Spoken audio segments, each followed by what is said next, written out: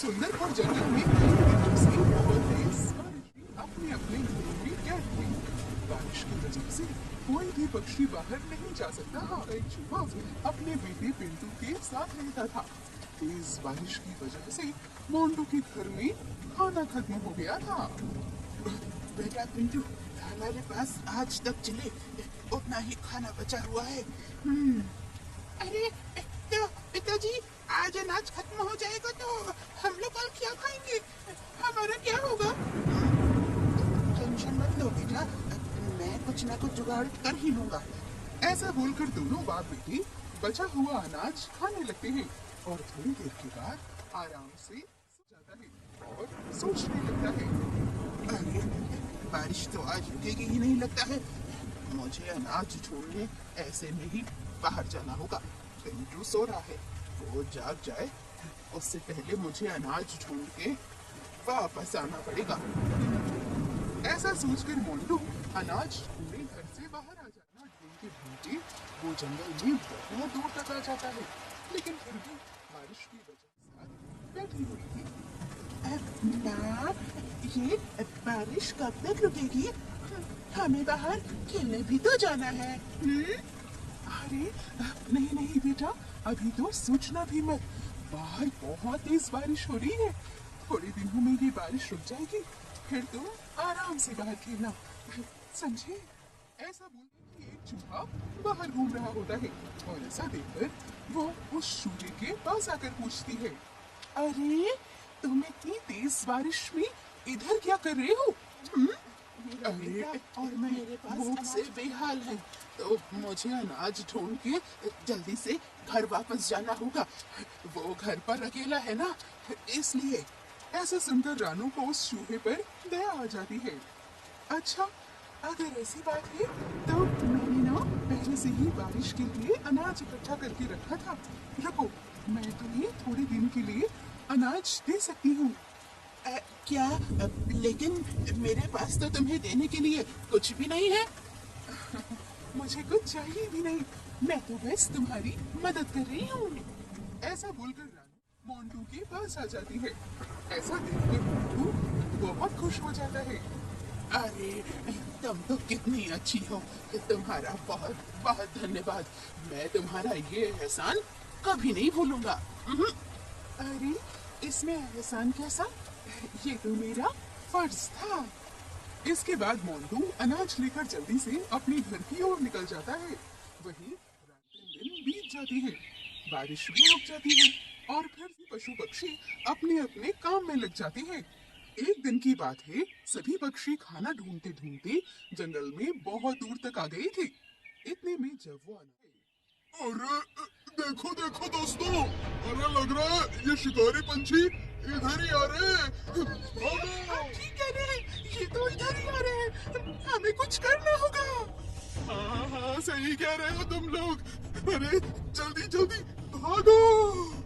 मीनू मौसी और सभी पक्षी ऐसा बोल ही रहे थे कि इतने में शिकारी पंछियों की उन पर नजर पड़ जाती है और वो और भी तेजी से हमला करने के लिए उनकी ओर आने लगते हैं। ये देखकर सभी पक्षी वहां से भाग आ जाते हैं। दूसरी ओर मोंटू अपने घर के बाहर बड़े आराम से खाना खा रहा था कि इतने में उसकी नजर जंगल की ओर जा रही थी कि इतने में मोंटू जोर से चिल्लाने लगता है। अरे रानू, ओ रानू, अरे किधर जा रही हो तुम? अपने दोस्तों के साथ?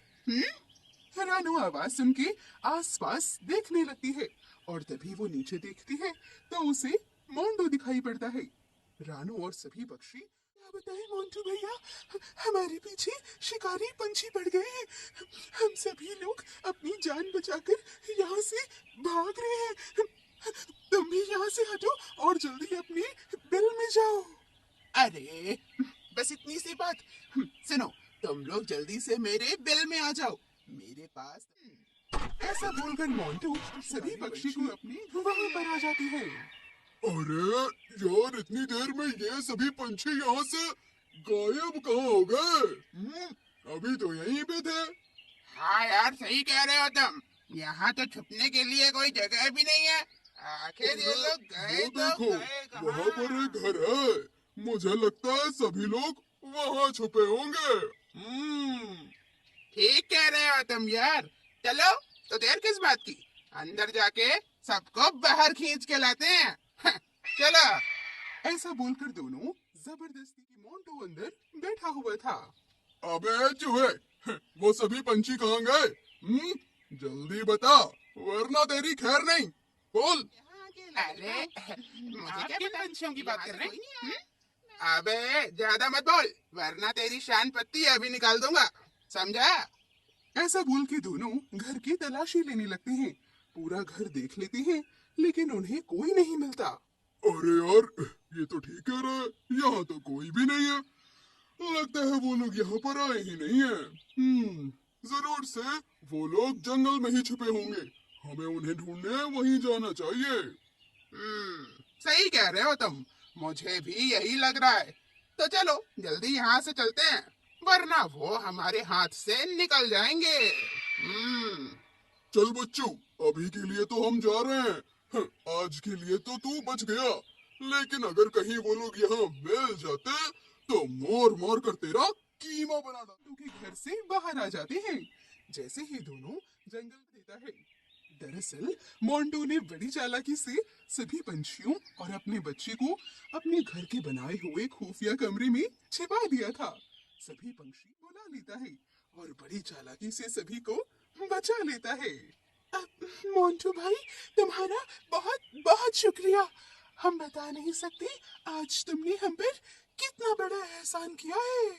हम तुम्हारा ये एहसान वाकई कभी नहीं भूलेंगे। अरे कैसी बातें कर रही हो तुम? इसमें एहसान कैसा?